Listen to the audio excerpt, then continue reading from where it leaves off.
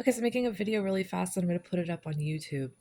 I found the Tao the other day, and I know that it's Tao now because in the article I just read it says Tao rhymes with cow. Okay, so I found the Tao. It was a tab and then now it's a Tao. And it was this really neat thing that happened, and then there was a stick involved. And last night I read Matthew 7, and there was a tree.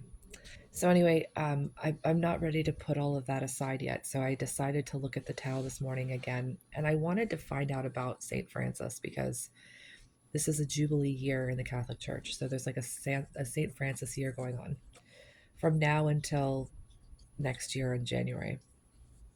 So I'm excited about that. And in the midst of trying to learn about that, I saw that there was a protein involved because there's different things that Tao is used for. So there's Tao in mathematics, which is a more intuitive way to look at geometry and trigonometry. It's a 2 pi, and then there's and there's a tau of the Greek alphabet, just the letter, and then there's different things. So, but the tau that's a protein has to do with the brain, and it gets tangled when you have Alzheimer's. So I started reading about that because every once in a while I want to do something that's intelligent because I'm grounded and I don't get to do anything. So I have to do something or I'll lose my mind. You know what I mean? Not in the same sense that these other people are suffering. So anyway, I found out about Alzheimer's today, and I found out that there are some things about Alzheimer's that have to do with cancer in a way. So cancer, if you know anything about cancer, it grows and it grows in a genetically unsound way. That's a good way to say it.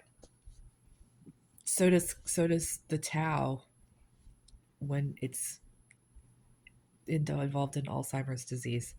So people have been looking at these brain plaques for years, but there's also tau involved. And as of 2025, they were looking at that in Stanford. I read an article this morning, so I was intrigued by that. I found out that people who have Alzheimer's are kind of less likely to develop cancer, and I thought that was interesting too. So I wanted to make a note of my thoughts on that because intuitively, most people like they'll see something and like if you don't know anything about anything, and I've been that person, you jump to conclusions. You're like, oh, so people who don't have Alzheimer's, it's like snake venom curing stuff. Like, oh, it's an inverse. Like, put them together and we'll cure cancer. But I saw that there was. I was also thinking about DNA this morning, and I was thinking about how DNA is affected as of 2020. They had articles about how DNA was affecting us and how they could do DNA therapy. And my DNA therapy, in my mind, started in the brain. So that's where I was headed with that. Like I was like, DNA here, because this is I don't know how our bodies begin. They begin through the nervous system probably.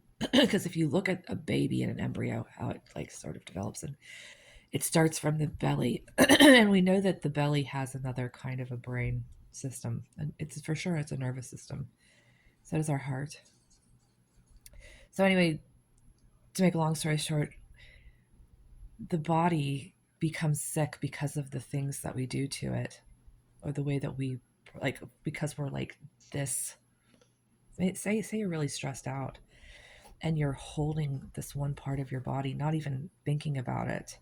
Like I try to think that people should go to therapies like getting massages and like taking warm baths and Epsom salts, things that like release things from, because when you damage certain areas of the body, you can't send messages to it anymore because it's damaged and the system is blocked. So then it might produce something like cancer. So that was where I was going with that. This is drawn out, but I was like, but how does that make the inverse of a person with Alzheimer's? Like, because the brain is not there to it. We have to wonder if people who are predisposed to it It just it's all about the brain.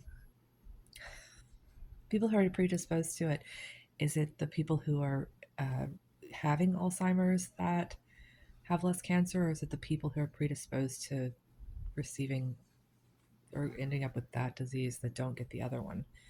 And how are those connected?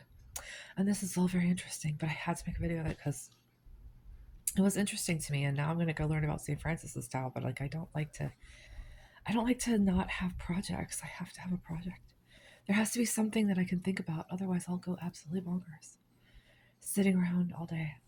Okay, so that was interesting, and I guess it started in lung cancer because we were talking about smoking. I actually was curious about cannabis because cannabis affects your brain, and how does that? Because I noticed that the little dopamine receptors are similar to that of THC. So I always think about cannabis in the brain because we know that cannabis affects our brain. You know what I mean? Like it goes to the brain. It works with the brain. It's that's how it works. The thing that's where I remembered where glutamate comes from. It comes from suffocating people because